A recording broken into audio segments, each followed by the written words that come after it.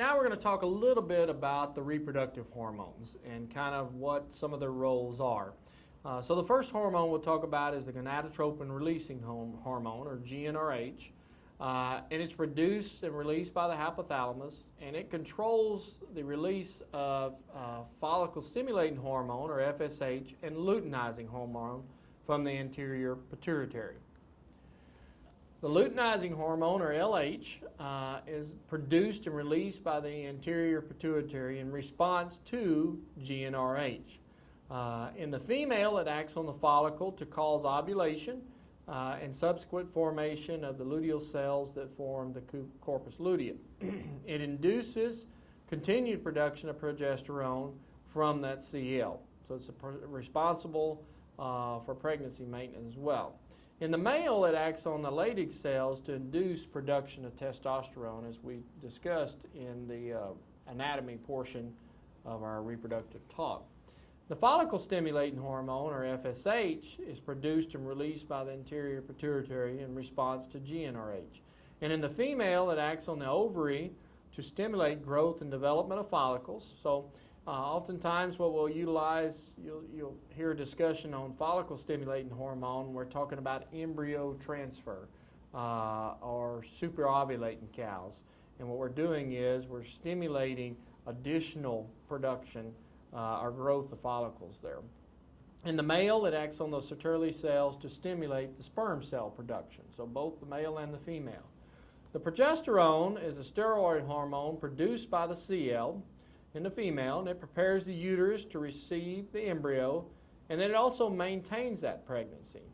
And so, again, if we have a drop in progesterone during pregnancy, then we can see the birthing process, calving process goes into effect, or an abortion if we're not seeing that fetus is not properly developed to term in that cow. Estrogen in the female is produced by the developing and mature follicle in the female. It's responsible for the secondary sex characteristics at the time of puberty. It relaxes the cervix during estrus, and it's also responsible for the behavior signs of estrus. So with the presence of estrogen, then we will begin to see the sexual activity of the female. So she'll be more receptive to the bull and the mating, or maybe some riding, headbutting, different things with other cows in the herd. In the male, the function is unknown, but found in all the males. And it's especially high in stallions and horses. Prostaglandin is a lipid hormone produced by the uterus in the females, and it causes regression of the CL if no pregnancy occurs. It also causes uterine contractions at parturition or for cleaning the uterus out as well. So two different responses there. The testosterone is produced by the Leydig cells, as we talked about.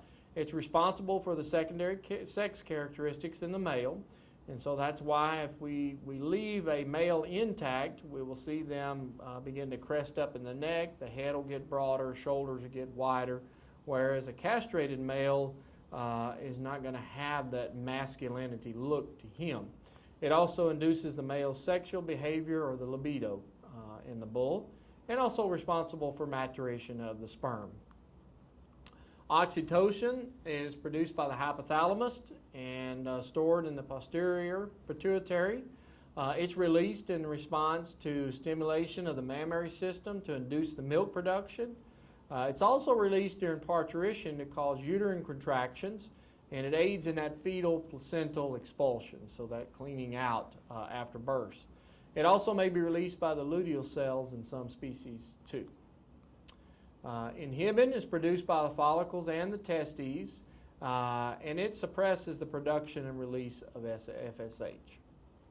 All right, so let's look at just kind of a typical cycle, 21-day cycle, and the hormone profile of a cow during that estrus cycle there. And so you can see we've got our hormones there: progesterone, FSH, estradiol, luteinizing hormone. And then we've got the days of the cycle of that particular cow on the bottom axis there. So it's day 0 when we would see estrus and actual ovulation. So we can see there we have seen a bump in the follicle stimulating hormone. We saw GnRH release. We also saw a spike in estradiol, which is a signal to that cow or the female to be receptive to mating and to the bull. So they're seeing that sexual activity there. We see an ovulation. Once ovulation occurs, then we will see the estradiol drop out. They will no longer be sexually active at that time. Then we will see, after a few days, development of the corpus luteum. And with that development, then we see a jump in the progesterone.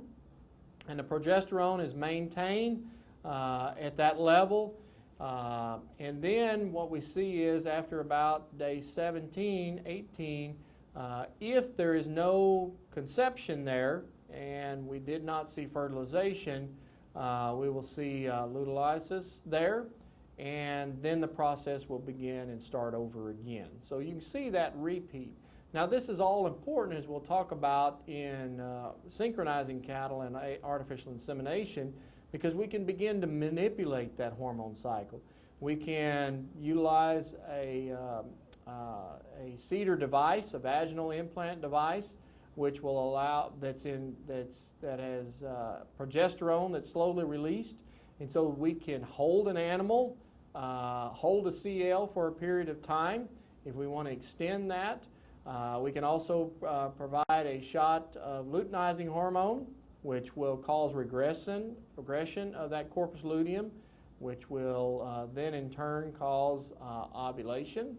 So there's a lot of things we can do to manipulate that cow's estrus cycle to get her into a period of time of receptivity to either a bull or being ready for artificial insemination to control that breeding season.